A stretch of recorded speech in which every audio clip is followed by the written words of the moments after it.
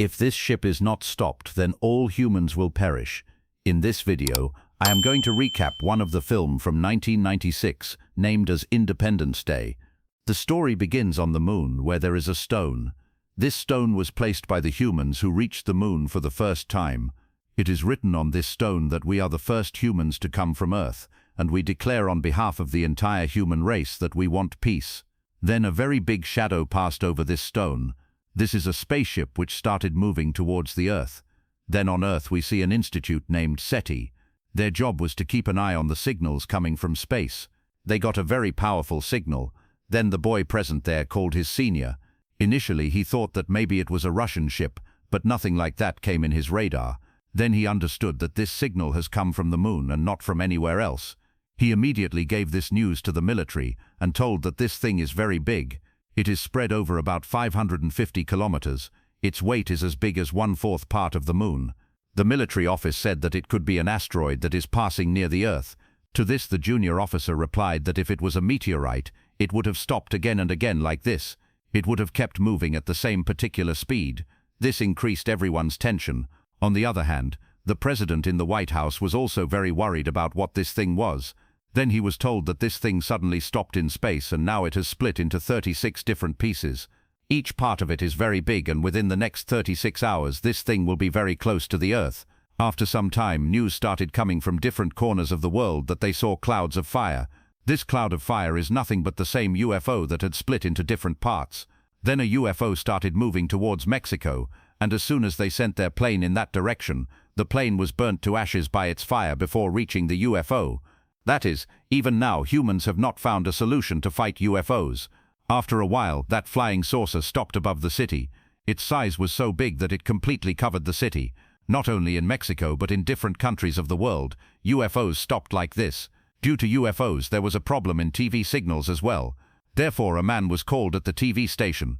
This man's name is David, who is a satellite engineer and technologist. When David saw the satellite signals, he came to know that there are many signals in between these signals which are disappearing again and again. When David went out, he saw a very big UFO in the sky. On seeing it, he understood that these signals are sent by aliens who are setting the position of their UFOs all over the world, and in the next 7 hours the signals will disappear completely. David told the owner of the TV station that it is exactly like a game of chess. You first set your army and then attack. He said that after 7 hours there will be an attack on our Earth, and these aliens will try to destroy everything. David called his girlfriend, who works with the president as a communication director. David told her everything about the aliens and that we will be attacked after 7 hours. But she did not listen to David and disconnected the call. David felt that he had to convey this to the president at any cost. That is why he set out with his dad to meet the president. As soon as he reached the White House, he called his girlfriend and she took David to the president. David knew the president from the time when he was not the president, and at that time there was a fight between them. That is why both of them did not like each other. David tried to explain to the president that the Earth is round. That is why the aliens would not be able to send signals to each other. That is why they are using our satellites, and after some time the aliens will attack the Earth. The president left from there after listening to David. Then 2 helicopters reached the UFO that was above the White House so that contact could be made with the aliens. But as soon as the helicopters reached near the UFO, the aliens inside the UFO attacked them with bullets, and both the helicopters exploded. Seeing this, the president and the general understood that they were going to be attacked. This meant that David's words were true. That is why everyone started leaving the White House and running away. There was chaos in the whole city.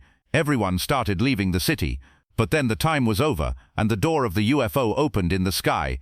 A bright blue light was seen inside the UFO. Everyone started looking at it, and the next moment the UFO started attacking. The attack was so powerful that big buildings were reduced to dust in a few seconds, and in the next few hours, cities after cities were destroyed. The president realized his mistake. He said that I should have evacuated the city earlier. Lakhs of innocent people died who were not at fault. Then the Air Force made a plan to take revenge from the aliens. For this, some fighter planes went near the UFO and took their respective positions. Captain Stephen is also in a fighter plane whose dream was to become an astronaut. All the fighter planes fired their missiles on that UFO, but all the missiles got defused before hitting that UFO because that UFO was protected by an invisible wall. The UFO was attacked with missiles many times, but it was of no use.